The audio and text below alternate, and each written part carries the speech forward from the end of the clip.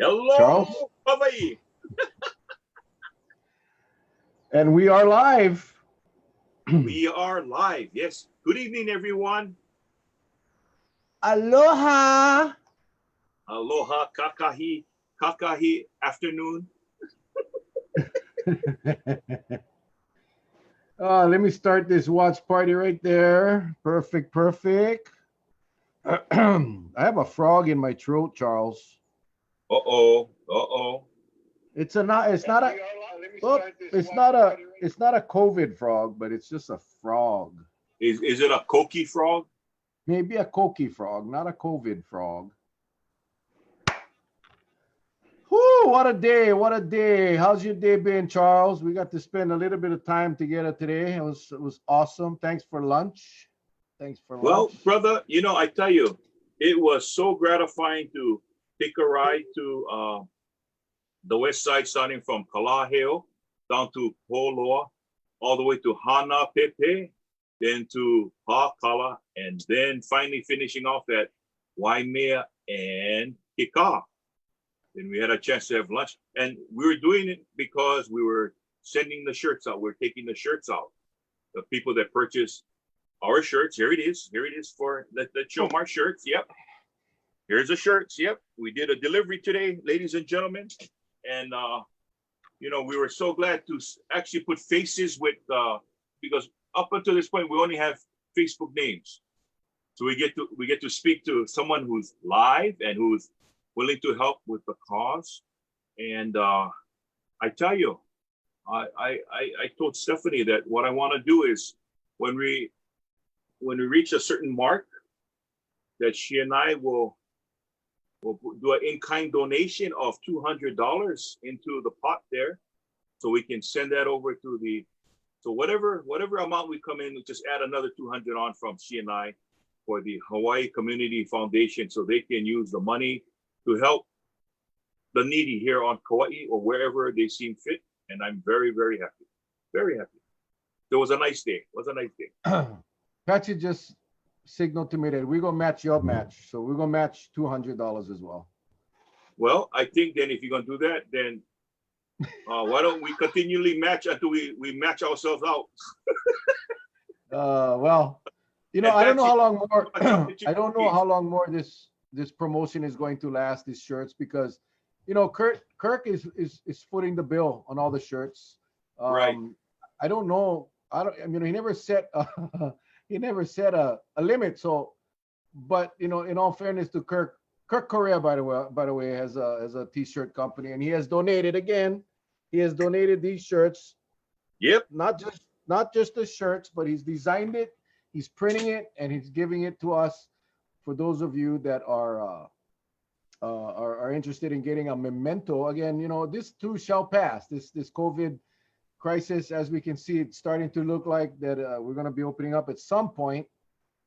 But so I don't know how long it's going to last. Maybe a couple more days. I do want to get Hawaii. Hawaii Community Foundation on to explain what they do, and we'll take some donations as well. But all the proceeds, every single penny of the proceeds, go straight to Hawaii Community Foundation. So thank you guys for your contributions. If you do want a shirt, just send me a message in Messenger. Tell me what sizes you want, how many, and I'll send you the link. We use PayPal or Venmo. And of course, cash is always good. I prefer those other ones because we can actually track. So, because I will, definitely put it all together. But if you want a shirt, just message me with the sizes. I'll send you the links, and we'll get that shirt delivered. We had the first batch went out. We're still awaiting. We've been ordering shirts every day from Kirk.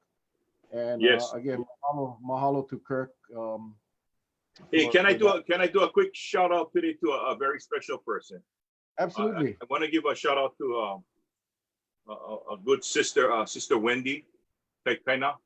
I apologize, I forgot her married name, but she's a really good sister that's battling cancer. And poor thing, the thing has spread into her liver. And I just want to send out prayers to our sister there. Hang in there. She watches us, and we love her. And just don't give up. We're there with you. She and I go back way to the early 80s, and boy, really caught me for a loop, but she's very close to it. Marianne Manintin, they're sisters. They're very, very close. So I told Marianne that I'm going to give an on-air shout out. So thank you.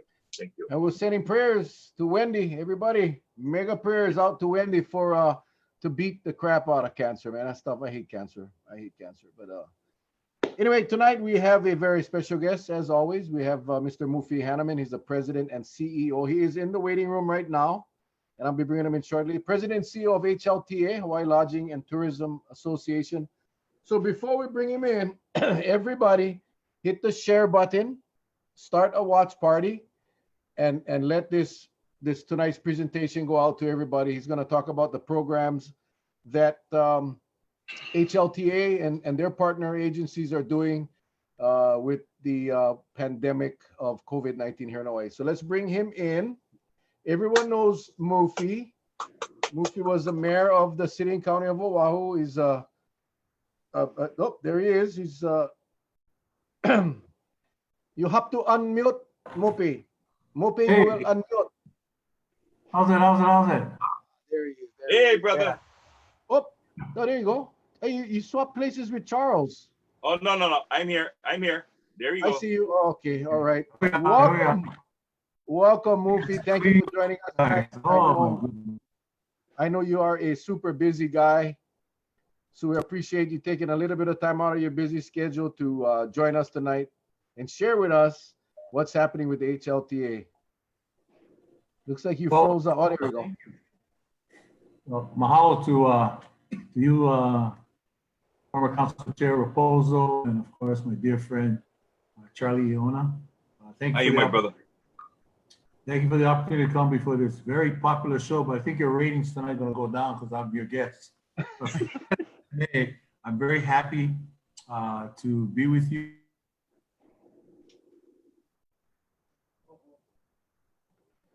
Uh-oh, we lost Mufi. Okay. Mufi, you're coming in very broken and sporadic. Not sure if it's the Wi-Fi or. Can you hear me? Yeah, I can hear you. It's off and on though, but.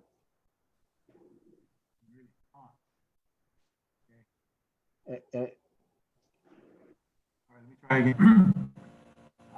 This is a very difficult time for the industry, as you can appreciate. At the end of the day, we provide thousands of jobs. It's the #1 industry in the state. And so having to deal with any issues with respect to our employees, to the way that we've been doing business at the time, and then trying to cooperate and adhere to all the rules and regulations now in this whole new world environment that we're dealing with. That being said, my heart continues to go out to the thousands of employees who are not at work at this time. And certainly nobody has a clear answer of when things will open up again. And so everybody's been concentrating on all the things that we need to do from a health point of view to ensure that the virus is contained and certainly the curve is flattened so we can get back to normal. But I want to really make it clear, so sometimes people think that the industry is all about trying to open up Hawaii again for business and welcoming visitors here. Nothing could be further from the truth. You might have seen the video that we unveiled this past weekend. But it's all about telling visitors to stay home now and come later where we can really show you the aloha. That's a message that we want to continue to put out there because if they continue to come here and we run the risk of maybe some of them not coming in a very healthy situation, obviously that's going to have an impact here. Or when local people travel to the mainland and they come back in some of these cities that are hotspots, and obviously they bring it back with them. So we're trying to do our part to ensure that we can get back to normal. And I think what's important, not just for the hotels, but the airlines and all businesses, that we explain to our government leaders how we're going to deal with this whole new world order that we're facing. We know we can't go back and do business the way we've been doing in the past. Testing, it's screening, it's tracing, it's quarantine, all those things are going to come into play. I really don't feel We should open up the industry if we're going to continue to quarantine, because that'll indicate to visitors that we still have a problem here. So I really believe that quarantine has to be lifted before we even talk about opening up Hawaii to visitors. That's just my personal viewpoint. Others may differ. But my feeling is if we're going to continue to say we're one of the safest and healthiest places to visit, we have to make sure that not just our travelers that come here, but our local populace buys into that, and it's believable and it's credible. And many times it's not going to just start just with what they do at home in their neighborhoods, but also what the businesses are doing. Well, thank you, Mufi. And I know early on, and really appreciate that aloha later, and we'll talk a little bit about that. But early on with the crisis, I think a lot of people didn't believe that the crisis was going to reach the pandemic level that it has throughout the country and really throughout the world. A lot of people believed early on that, in fact, the governor and the administration were catering to the visitor industry. And it's so nice to see now HLTA, which is simply, it's not just hotels, it's it's really the hospitality industry, all the restaurants and all of these service industries where people, my daughter is in the service industry in Oregon. It's just, a huge percentage of our local population work in the hospitality industry. When I saw the Aloha Later program, I was telling Mufi earlier today, I came across it by accident. I wanted to watch the news, and there was this program called Aloha Later, but it clearly sent a message to our visitor friends on the mainland and throughout the world: do not come until this thing has passed, and when we open up, you will be in for a huge dose of aloha. The video was well done. I know. How did that come about, Mufi? How did you get all these celebrities and sports stars to come on and share? I said I'm a good friend of Mel Raposo and Charlie Iona. Couldn't tell me no. Actually, it was a effort with KHON and one of our member companies. That's not a hotel. It's called Hawaii Nautical. And they're an ocean recreation company that's based out in Ko'olina. And so we came together to kind of figure out, what's the best way to get this message out? So the whole idea is for people to buy a ribbon or to make a contribution. The ribbons go for $20. And if they buy that ribbon, when they come to Hawaii, when we're open, they're entitled to some kind of discount at a hotel, a restaurant, an attraction. And so that was one part of it. The second part of it was to launch this in a major way. So I love music, as everybody knows, and certainly you two love music. And so we thought the best way to demonstrate this is to get some entertainers and celebrities who love Hawaii and want to reinforce that message. So local entertainers were very generous with their time. Robert Casimiro, Raitea Helm, Tavana, Karen Kiabiawahi. And then we reached out to the Philippines, and Martin Rivera came through. And then I said, you know what, let's try to get some celebrities as part of this mix. So Chris Berman of ESPN, who likes to come back to Hawaii. He's on Maui now at his home. And I asked him to be a part of it. He said, absolutely, I love Hawaii. This is not the time to visit. And we reached out to Shep Gordon, who knows some folks on Maui, like Alice Cooper. NBA great Bill Walton was part of this mix. Reached out to a friend of mine that deals with the NBA all the time. So we were able, Lori Hamamoto, so we were able to get Patrick Ewing, Jason Kidd, and Jeff Van Gundy from ESPN. So that's how it kind of went. And then, as you saw, we had other celebrities that were part of the mix. Olivia Newton-John, Jason Mraz, who did a jingle up front. That's because this gentleman named Rick Bartolini brings people to Hawaii all the time. And so, it had to be put together quickly because we wanted to take advantage of this particular time. And so we actually kind of really went full swing in 4 days. And it was amazing that we were able to do that. But KHON was outstanding. They were able to weave in a lot of the footage that we provided from the tourism industry. We were able to play HVCB's Share Aloha, and I would recommend that to everybody to go on their website or to go on Facebook or YouTube and see our show this past Saturday, and we put it as part of our program. So, you know, and everybody was believable. It wasn't like, you know, they were reading from a script. You know, actor Terry Crews, very believable when he gave his statement and he shared his mana'o of why this is so important.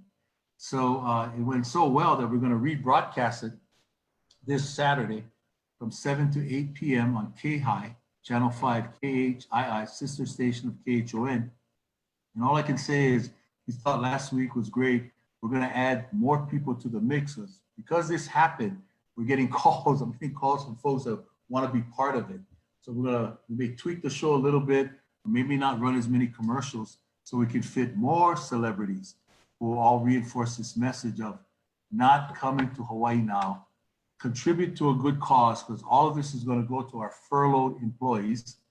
And thirdly, you know, help us let people know that this is not the time to visit Hawaii Aloha later. That's why I think the County of Kauai has done a fantastic job with your mayor and your leaders there to get the word out that, you know, we're not going to make it easy for them if they continue to come here for no good reason. If they're not an essential worker, obviously we're saying they can't stay at a vacation rental.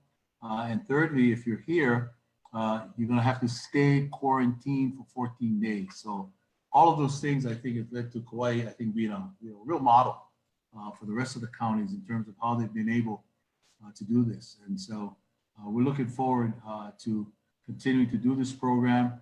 If anyone is interested tonight in listening, go to alohalater.org, alohalater.org. If they want to kukua, everything goes back to our hospitality employees. I think that is I agree about the commercials, although the commercials were short. But man, it was disruptive. I know gotta pay the bills, but the show in and of itself was fantastic. The quality, I think Terry Crews was obviously not reading from a script. He just picked up the mic and just started going. And Alice Cooper, my wife is, who is Alice Cooper? I said, oh my God, bite your tongue. Alice Cooper and his whole family telling everyone, do not come.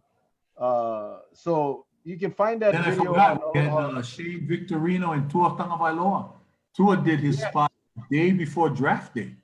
You know, the biggest thing in life, we reached out to him and he came through. So a lot of people love Hawaii and they want to participate, they want to contribute. So I was very, very pleased with the outcome. We don't do these things, but I thought about it. I said, you know what, we got to underscore that message. Make sure people realize more than ever, don't come here. Not now. We want you later, but not now.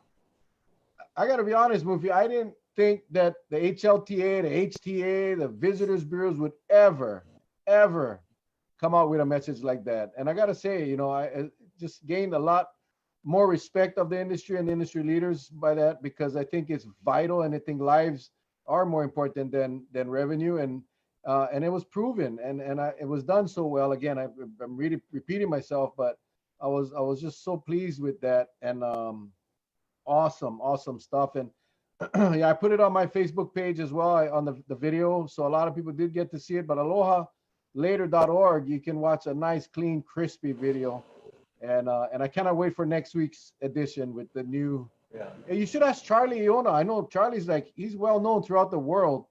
He might want to go up and just turn him loose. Have him tell.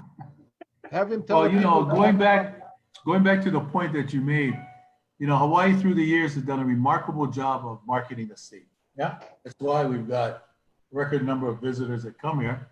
But it also has come with some problems and issues, and that's why I've talked about responsible tourism. I've talked about sustainable tourism. That, you know, I've never been about just opening the floodgates to as many people to come here. And it's a practice that I took with me when I was mayor and a council member. I was always concerned that it should be a quality experience. And at the end of the day, our people, our local people, have to benefit from it.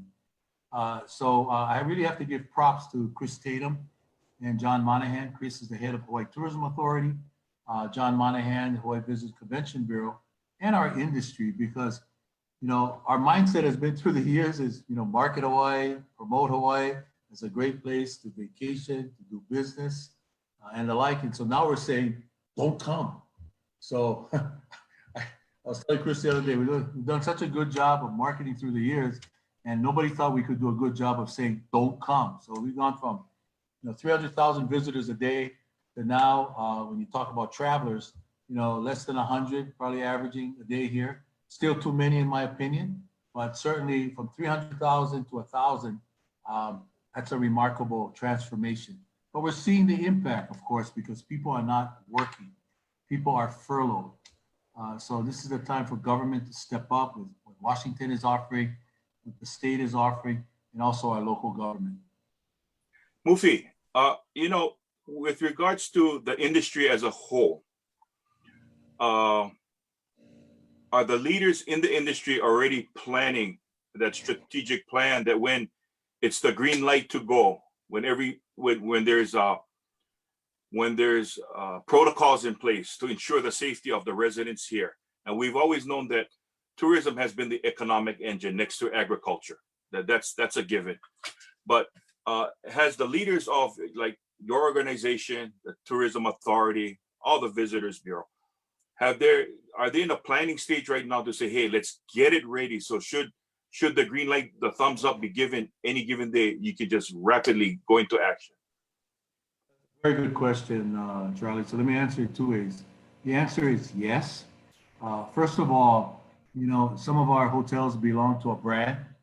So they are part of a national organization that has already put some of the protocols in place. And then others are basically based here, or they're the smaller companies, they're not a brand. And so what has happened is everybody's been working on it individually, hoping that the day would come, but knowing that this is very important. What we're doing now is we're having conversations. We're trying to reach consensus to bring everybody together to say, this is the brand now for Hawaii. And what we want to do is we want to vet it with the health department, vet it with our leaders, so they can appreciate what we're doing, so they can reinforce that message to the public. Because it's important for people to believe that it's credible, it's believable, and that it's something that we can live with, but most importantly, assure folks that come here that it's going to be different. And we're going to do our best to ensure that whether it's thermal screens or whatever else we decide to put into the mix, is going to be something that they have to adhere to. So those conversations are taking place right now. The other thing too is I hear, because there's so many committees now, and everybody has an economic recovery plan. Government's driving some of the private sector guys are doing this, but I want to push back a little bit on what I keep hearing is that we're going to start the local economy first, then we're going to open up the industry to tourism. And I'm kind of saying, you really have to do both.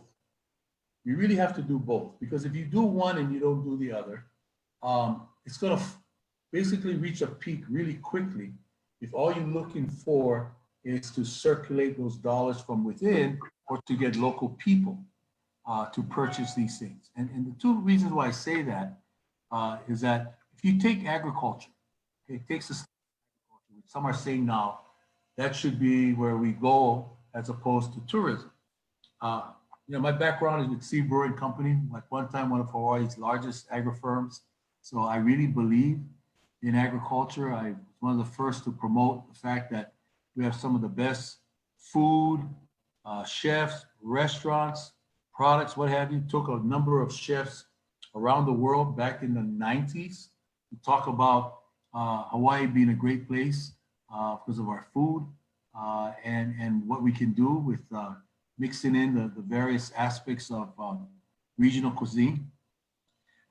If you talk to even the farmers, if you talk to those who are in part of the local agriculture community, they will say their biggest return on revenues comes from hotels and restaurants.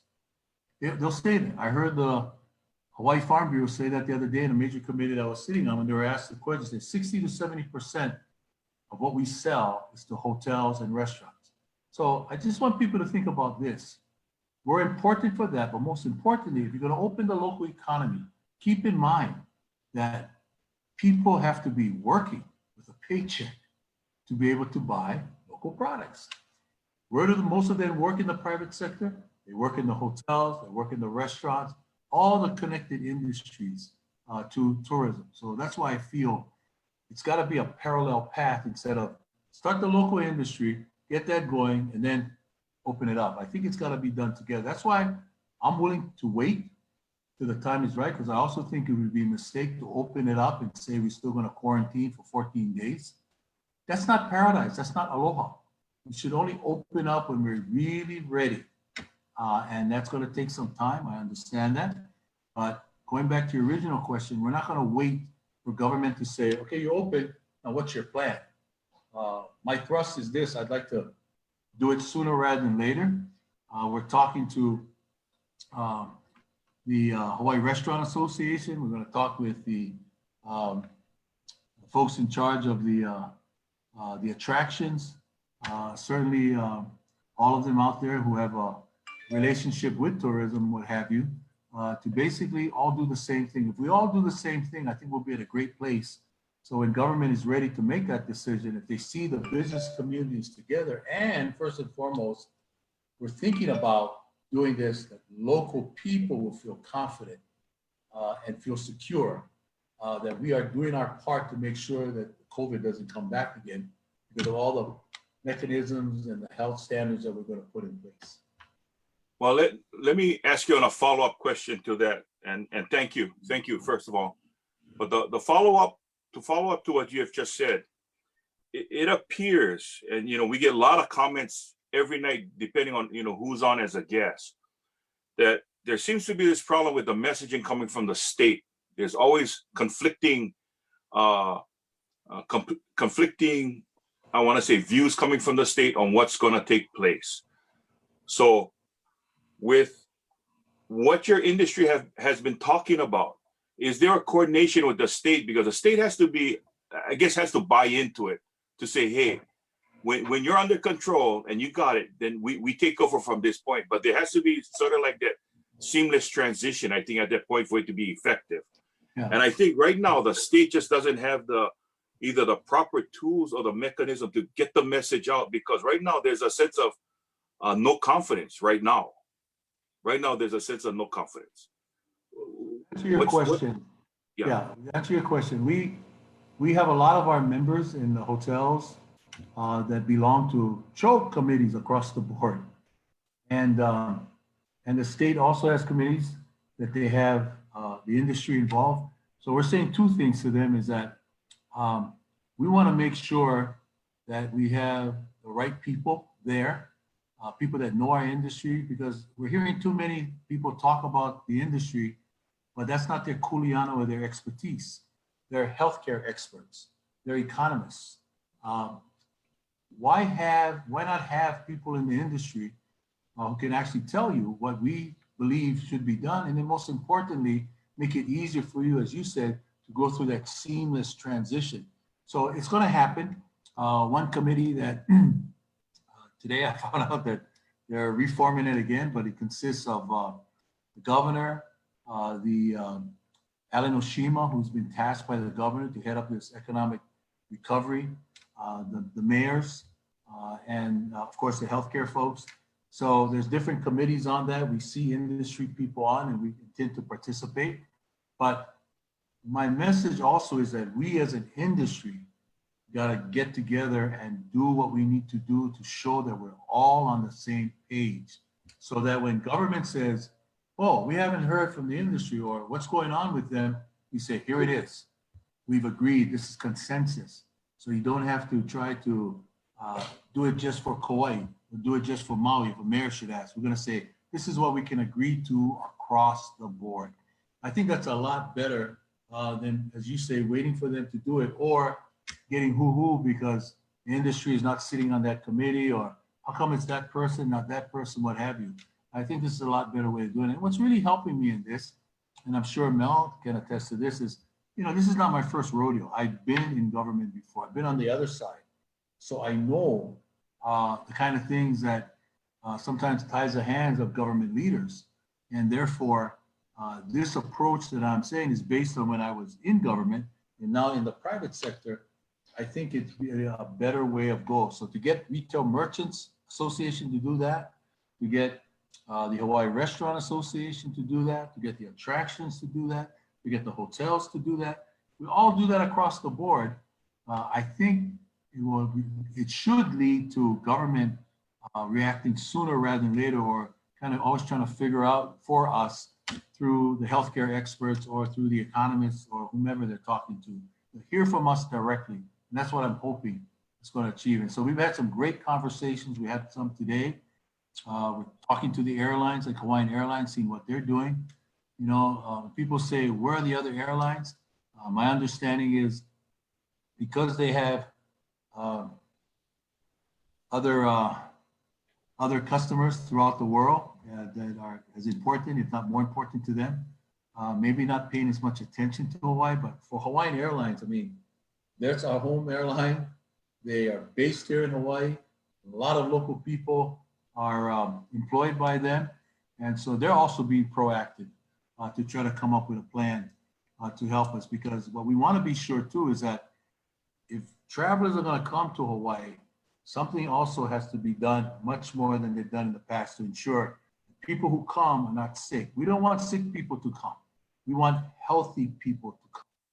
That also has to be done by the airlines. It also has to be done by the airport, and then also has to be done by the lodging community. And then when they're here and they are traveling around and looking at different places, what have you, we have to make sure that wherever they go, there's going to be a much stronger standards in place to make sure that these folks that are here are healthy, and more importantly, they're not bringing anything here that could affect our population.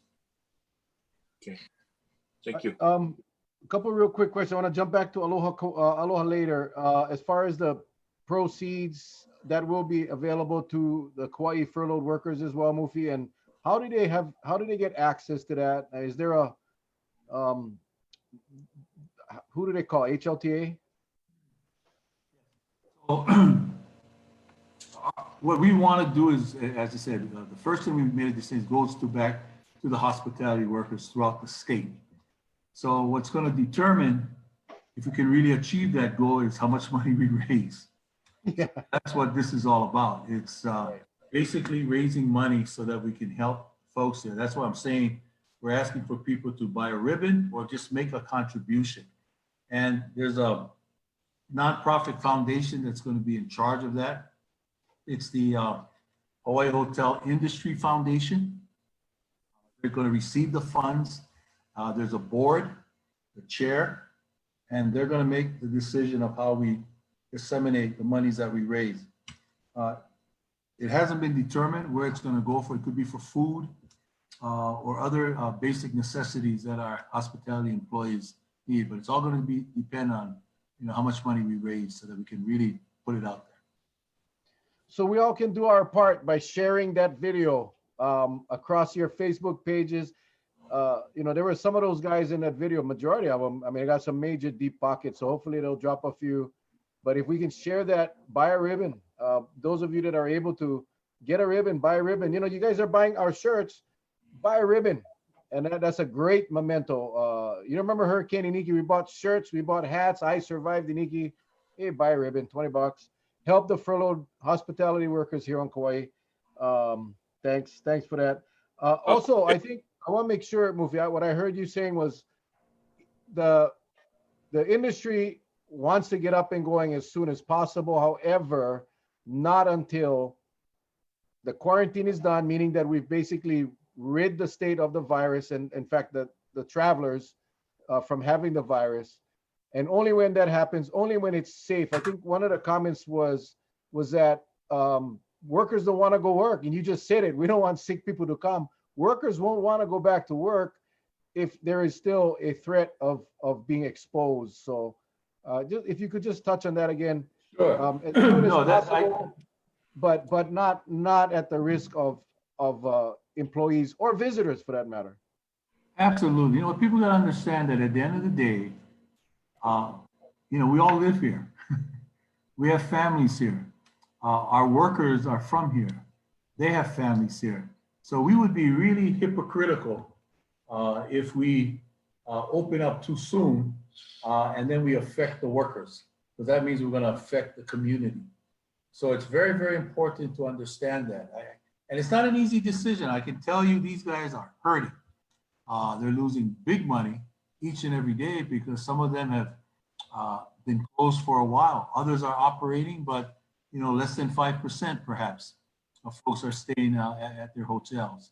So it's a very difficult decision to continue on this path of, you know, now we're going to, you know, basically extend the quarantine for another 30 days. So what we have to do, I believe, more than ever is accept it. We can't change it. We'd be foolish to try to say we're going to change the model now of, you know, come to Hawaii, hurry up. We want you before everybody else when we're not ready. I know that, you know that, the people know that, the hoteliers know that, the workers know that. So we don't want to place any of our people in jeopardy, because it all comes down to trust. It all comes down to credibility. And I really believe we can't be talking out of our two sides of our mouth. Right now, we're closed.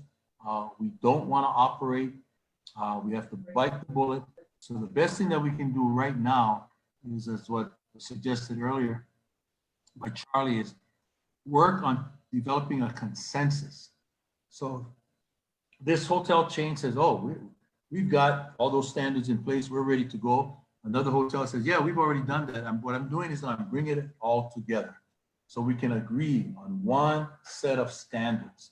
So there's no different if you go to Kauai or Maui. Nobody's going to say, gee, on Maui, they let you do this, and how come they don't do that? I mean, that's what's kind of happening now with all the rules and regulations that are being put out by the state, the counties. It's kind of different all the way around. And to me, that's why it's causing all this confusion. I think what's important is to have the various industry sectors come up with a standard that they can all agree on. Then you say to the state, you're going to stay at a hotel, this is what it's going to be. Doesn't matter what island. You're going to go to a restaurant, this is what it should be for any restaurant that you visit. You know, maybe some folks might say it's almost impossible to do. To me, if we don't do that, then this is going to take a long, long time. Because here's where I come from. People say, oh, we're struggling now. We've never seen this. Let me tell you something. When we open up, it's going to be a struggle. It's not going to, like that, where we're going to go to 60, 70%. It's going to take a while. That's just reality. So in many ways, that could even be more challenging than what we face now. We're not going to get, you know, as much as we would like to, because take, for example, the property taxes that are owed to the county. The next payment is August.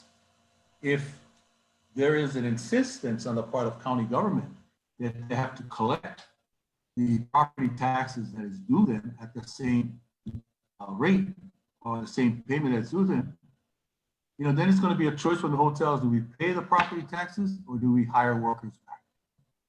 And if they pay the property taxes, even more so, it's going to be challenging to hire workers back. So there's a lot of give and take that has to take place for that to happen. So some of it maybe can be alleviated with the federal government or what they're giving all the counties and the state. But I think that's something that, you know, our government officials have to think about sooner rather than later. Take the TAT. There's no TAT now, none. And that's what fuels not just the marketing for Hawaii, the convention center, but also for the counties. They get a portion of that TAT. That right now is nada. It ain't happening. It probably won't happen for another 2-3 months, but if you will. So that's another thing that people got to understand, because a lot of that TAT was going to the general fund for the state to use it for all kinds of purposes. That's not going to happen. So these are tough decisions that have to be made. And I think that it's important to get everybody on the same page and realize There are a lot of businesses that need help and so forth, but I think special care and attention needs to go to that industry that provides the most jobs in the state, and that's tourism, that's hospitality. That's still number one. I know people talk about, oh, we should diversify and get away from tourism. Okay, that's good, but what is it? I mean, I've been around in government since the 80s, you know, and I've heard all the economic diversification ideas through the years. You know, let's make it a tech center. You know, let's do this, let's do that, what have you. And you know, it still comes back to tourism because all those other industries are very challenging for whatever. And even agriculture, you know, it was number one at one time, but then it came to a pass is that other people can grow it cheaper than we can. And secondly, their access to market for those things that we used to grow here is a lot cheaper where they grow it from. So, you know, all those things have to face reality. And I would love to see a much more diversified economy, but I've always said everything pivots around the visitor industry, like it or not, because that is the number one industry. So if you want to have more health initiatives here, cultural initiatives, environmental, tech initiatives, it all should be done with the thought in mind that Hawaii is a great place to do that. Besides, you'll be able to do the environmental initiatives here. You'll be able to do health. You're able to do education. So I've always talked about a synergistic relationship between all these other industries with tourism as the main driver for people wanting to come here. That's why I think you saw in that program that you talked about, Mel, of all these folks here from the mainland who just love Hawaii. I mean, it was so passionate, it was so believable how they were saying, man, I love Hawaii. You know, and they all came for different kinds of reasons. To shoot a film here, to do a basketball clinic here, to chill, whatever it is, but it was drove them here, and then they fell in love with this place. And certainly, I think going forward, it will always be the reason why people will come here.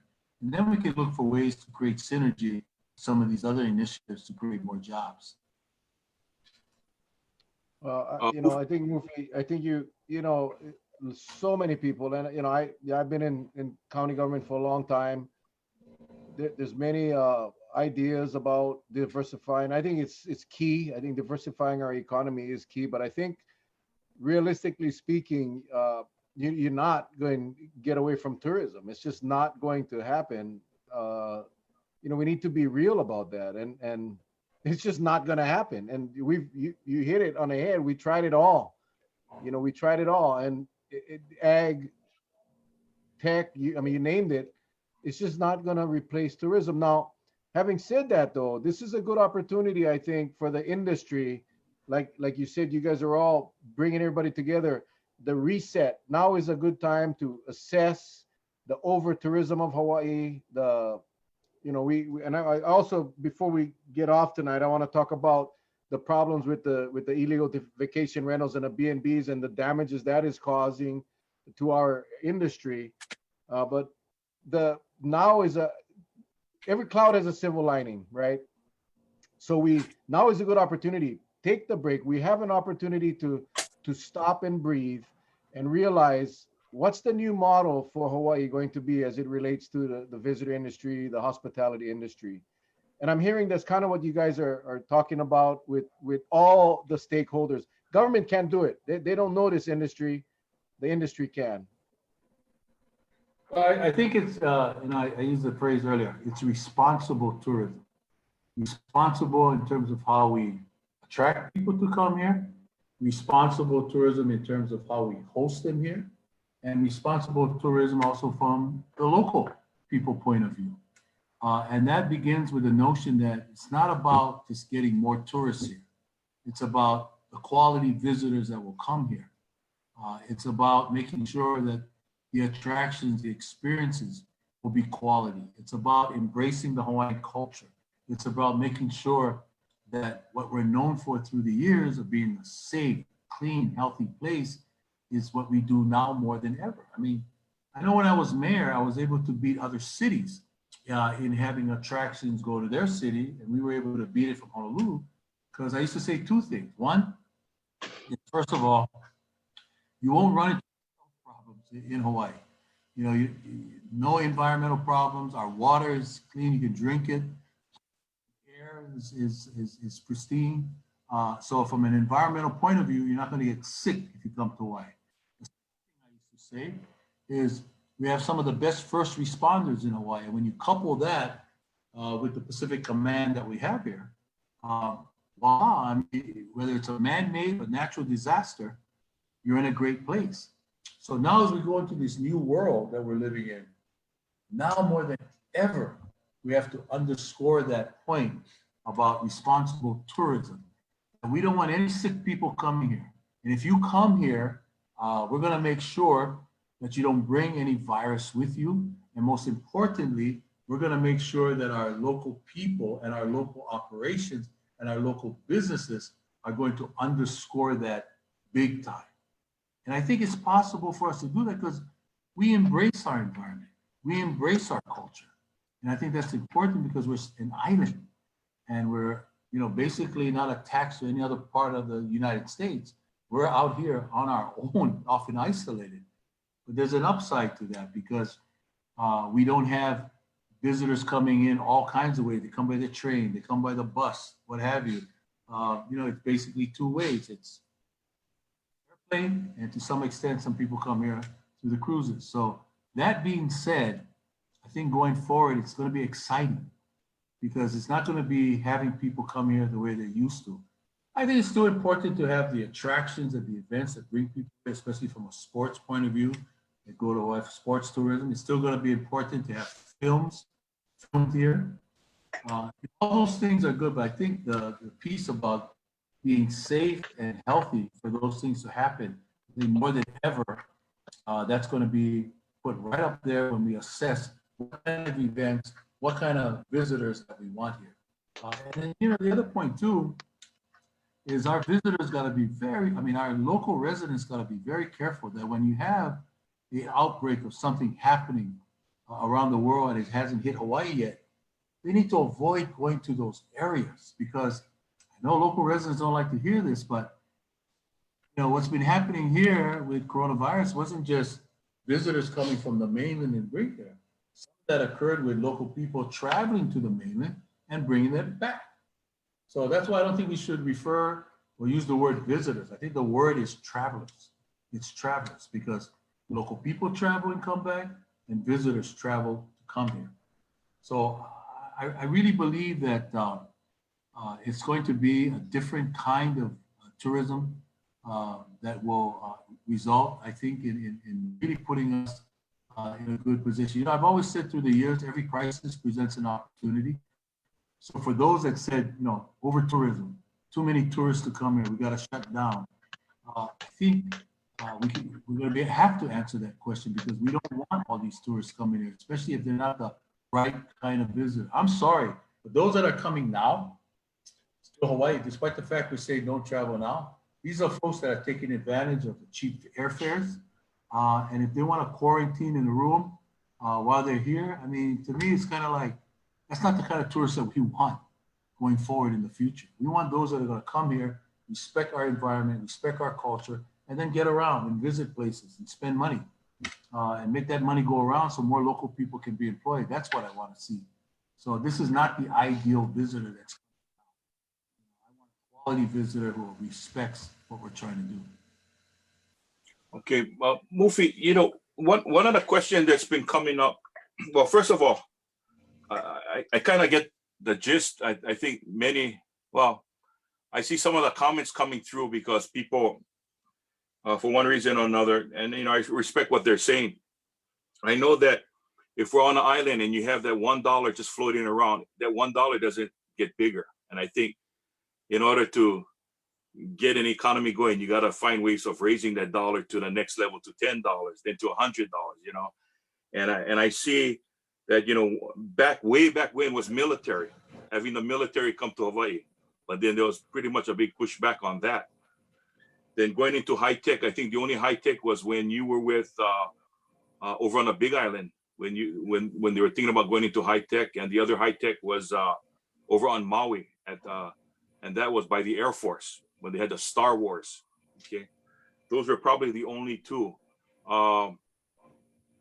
the other industries I think would be, if you're thinking about expansion, would trying to be produce something from Hawaii, then sending it away.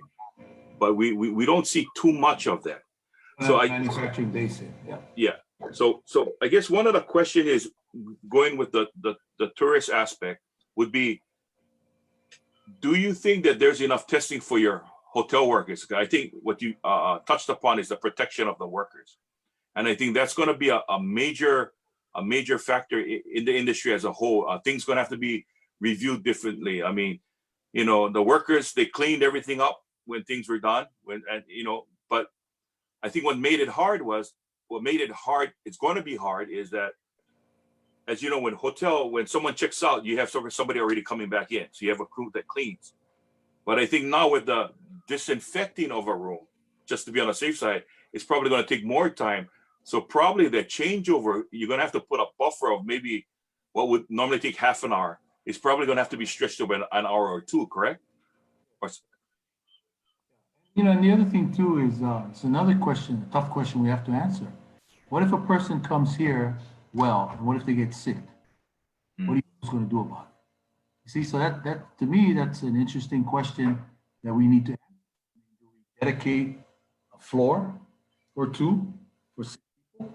Because you can't tell them you got to leave if they're not really that sick, but they're showing symptoms. So I totally agree with some of the concerns. I mean, there's no way we want to put any of our workers in jeopardy. That's why we're not pushing. We're not saying, hey, we got to open now. We're losing too much money. Human lives are more important than money. And even those who have owners that are not from here or not from the United States, we're making it really clear that there's a certain way that we want to do things, and we're not going to sacrifice the lives of our people. We recognize that, and certainly I can tell you, we all buy into that across the board. Yeah, there might be some that think that we started sooner rather than later, but we all know we can't do that unless government says it's time to open. Mm-hmm. And we want to be ready for that moment. And as I said earlier, not to wait, but we want to show them this is how we're going to protect our workers. This is how we're going to protect that place from visitors that come here, whether they're local people staycationing or people from the mainland or Asia or Europe. And most importantly, I think it should extend, to every aspect of the community. It doesn't make any sense if we do it, but then they go to a restaurant and it's kind of like anything can happen. Or the restaurants are good at doing it, but when they come to the hotel, we're not being strict about it. And so I think it all begins when people come here. We don't want any sick people traveling to Hawaii. And let me say this too, Charlie. Good for the geese is good for the gander. We as local people should not be traveling to the mainland, to Asia, whatever, if we are not well. We got to think about folks on the other end. We talk about we don't want them coming here to bring in something. We got to do the same too. So this is going to require a sacrifice across the board, a real change in the mindset of how we used to do things. It's like 9/11, right? You never had TSA before 9/11. Not that kick.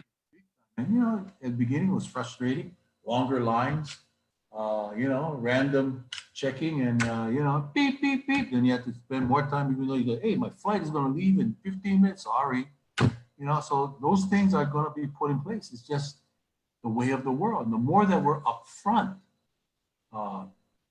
basically sharing our mana'o to all those folks in decision-making responsibilities in government, I think the better off we're going to be, as opposed to waiting for them to mandate it of us. And we go, it doesn't make sense. And how can that healthcare expert say that? They don't even know the industry. They don't know the business. Or why is that coming from economists that never have really asked the right questions to the right people?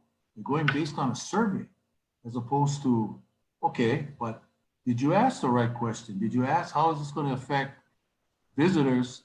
How is it going to affect local people who are working at the hotel? And if they don't have a job, where are they going to get that money from? Unemployment is going to run out. I mean, the other thing that we're really concerned about is health benefits. Our hotels have covered many of the folks that are furloughed for a couple of months. When that runs out, we want to make sure that government's going to be there, because that's one thing that I'm really insistent on is the health benefits. It's got to be, guaranteed, whether it's come from the employer, which right now it does, or government can guarantee that. So those are important questions, but I really believe that you hear this trite phrase, we're all in this together. If we're going to recover and we're going to recover properly, we all have to do this together. And even right now, if we're going to flatten that curve, we have to do it all together. And that's why I think Kauai has really been a model county in terms of how they've done it, and in terms of how the people of Kauai are cooperating in that regard. That's why, we have this program called Hotel for Heroes, where healthcare folks, first responders, law enforcement people can decompress at a hotel instead of going home as long as they're working. Well, you folks have the lowest percentage or lowest use of those hotels. And what that tells me is that because everybody kind of feels healthy, they can go home at night. Oahu has a lot, Maui has a lot, then the Big Island, and Kauai is the last one. Some of it has been used for the healthcare, some of it used by your EMS workers, but relatively it hasn't been very busy on Kauai. And to me, that's a good sign. When I looked at it, I said, wow, that's because the people there have confidence in what's going on, that they don't feel that I'm going to go home and endanger my family, so I don't have to go to a hotel. Okay. I know we're winding down, but I did want to, before I go on, I wanted to recognize Morgan Lopez. She's your Kauai person here. Morgan is coordinating with her team the massive masks for Kauai. They have provided over 3,000 masks to first responders and healthcare workers here on Kauai, and they're in a process of doing an additional 1,500.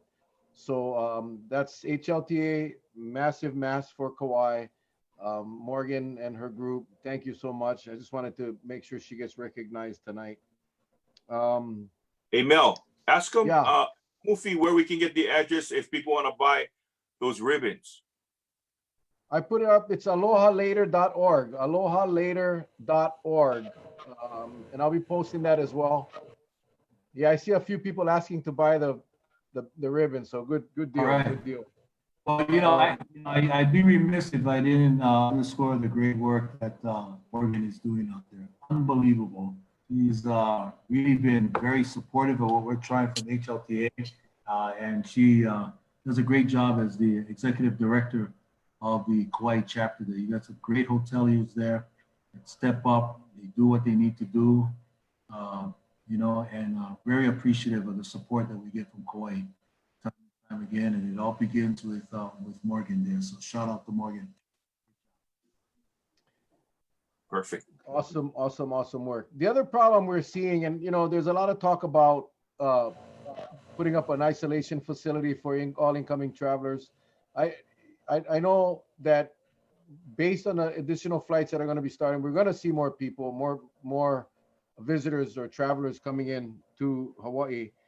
But the vacation rentals and the B&Bs that are popping up now, and although it's banned statewide, you cannot operate a TVR or a B&B. We're finding here on Kauai that is happening, and in fact, they're on Craigslist. They're doing it, and they're connecting with people from the mainland who's coming in.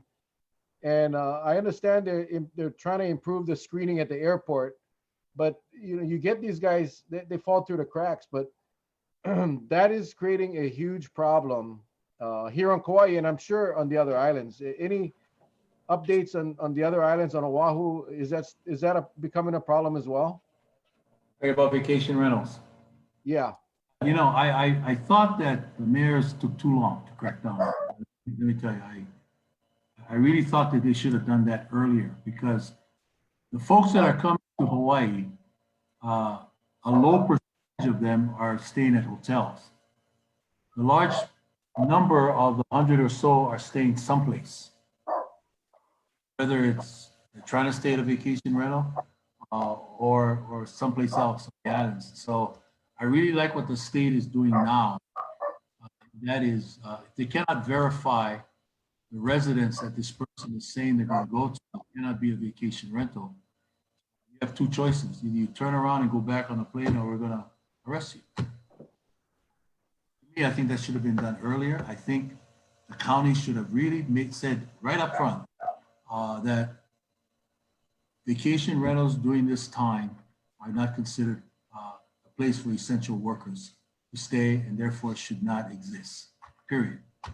I think that would have gone a long way to stopping some of these folks that were coming here and taking advantage of the fact that, oh, don't stay at the hotel because that's where all the teeth is on the quarantine, but go and stay in residential neighborhoods. And I heard from all over how people were coming in, they weren't paying attention and so forth. So now there's some real teeth in it. And if you are going to stay at a vacation, you're not supposed to do that. I mean, it's really clear. Every county, has that enforced. And that's really important that they continue that, especially with the way now they're checking people at the airport when they come in. If you say you have a reservation at a hotel, it must be confirmed. If it cannot be confirmed, they're going to put you in another line, give you a chance to find a residence here, a local person or what have you. They got to be verified. If not, they're going to send you on the plane to go back. Same thing when you come in and you cannot confirm who it is that you're staying with as they try to check. They'll give you an opportunity to find another place, another residential area. And if that can't be verified, that it's not a short-term rental, they're going to put you on the plane to go back. Homeless people that come here at this time, we have a contracted with VASH, that is the Hawaii Tourism Authority, giving them money. Any homeless person that comes in that has to turn around and we want to send them back, that's going to happen. We can send you back and put you on the plane. Go back. In fact, the New York Times wrote about it.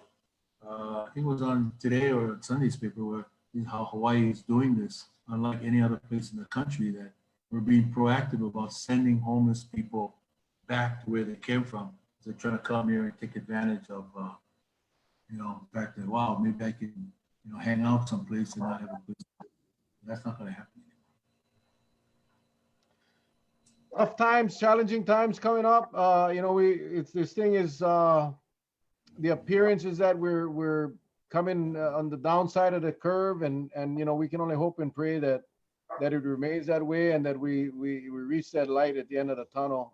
But yet, we hear the stories of spikes. We hear the stories of the resurgence, and we haven't seen that in Hawaii. We've been either lucky or we've been blessed, and I like to hope that's what's going to happen. That's how it's going to continue, because we really got to get people back to work. We really got to get people moving again. I want to cut my hair. Look at this thing. I want to cut my hair. I cut my hair too. And I wish I had hair. Somebody posted a comment, said, "Charlie, looks like you cut your hair." I saw that. I'm thinking, well, where the hell you went, bro? No, it's just I put on a different toupee tonight. It's much shorter. Thank you.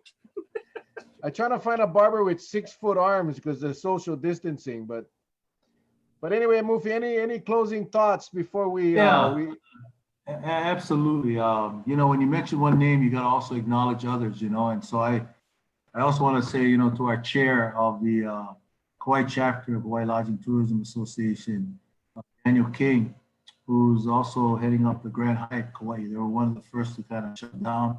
Paul Toner has been wonderful. Chair, Jim Brayman, Denise Wardlow, and then Chip Bayhuth tomorrow is going to be on a radio show called Tourism Tuesday. We sponsor that every week. And so he'll be on to give us a perspective from Kauai. He's on from 7 to 8 a.m. on 1270 a.m. And I think part of Kauai can get that. And that's Chip Bayhuth. So lots of action about Kauai, lots of opportunities to talk about the good things that are happening in the county. And I want to say thank you to everybody there that is trying to be very supportive of what we know we have to do from a residential point of view, but also most importantly, be very understanding that the industry. Did we lose him? Oh, yeah. Yeah, I see the ukulele going strong, huh?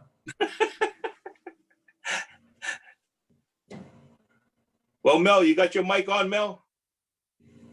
I There do you- now. I do now. I was trying to tune my ukulele before the grand finale. Are you frozen, Mufi? Are you there? I'm here, I'm here. Okay. Yeah, your video is frozen. So, Oh, well, thanks again. Thanks again, Mufi. Tomorrow night we have Mayor Kawakami will be on, and he's gonna. We talked earlier about sometimes there's some confusion between the state and the county, so we asked the mayor to come on. He'll be on tomorrow night to clear up. He took some early action on Kauai. He was the first to shut down the TVRs and the B&Bs. He got a lot of flack. that was the right thing to do. Yeah, it should have been. I think the state should have led, and they didn't. So it is what it is. We cannot unring the bell. But he'll clarify all of the misinformation or the confusion between state. What can we do at the state level? What can we do on the county level? And then we'll take it from there. And we got some other interesting guests for the rest of the week. But anyway, Mufi, Charlie and I have been doing this now for quite a while.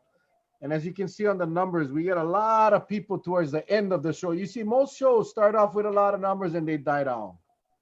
We start off and then we climb up. And at the end of the show, because of this finale that you're about to see, more people come on at the end of the show just to watch this finale. Go And for all it. it was, huh? Go for it. All it was, I said, go for it. all it was a very strong message from Charlie and I to everybody to flatten the curve. You guys got to stay home. You got to wash your hands. Don't touch your face. Stay 6 feet away. Wash your hands and bam, flatten the curve. And no one listened, Mufi. No one listened. Derek did all these tough things. A lot of people listened, but still a lot of people didn't listen. So we came up with an idea that if the people were, me and Charlie was going to be deputized by the chief of police, we're going to go out and arrest these guys for violating. And then the penalty was they're going to have to spend a whole day with us. That didn't work. So we ended up coming up with this finale. And we tell people, if you guys ain't going to flatten the curve, then we are going to flatten your ears. So, Charlie. Okay. Hi.